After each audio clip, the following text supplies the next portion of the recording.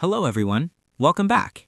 In today's video, I'm going to show you how to use Evernote step by step based on the dashboard you're seeing on the screen. Once you log into Evernote, you'll land on your main workspace. On the left-hand side, you'll see the navigation panel. This is where you manage everything.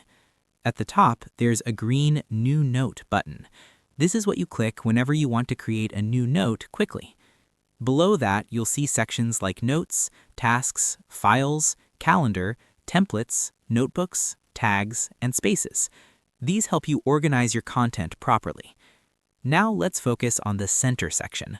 This area shows all your existing notes. For example, you can see notes listed with their titles and timestamps like Just Now. Whenever you click on a note from this list, it opens on the right side. On the right side of the screen, you'll see the Note Editor. This is where you actually write and edit your content. At the top of the editor, you have formatting tools. You can change text style and size, add bullet points or checklists, insert images or files, add links, use AI tools if available. To start writing, simply click inside the note area and begin typing. You can also type a / to insert elements quickly, or use @ to link another note. If you want to organize your notes better, use tags at the bottom of the note.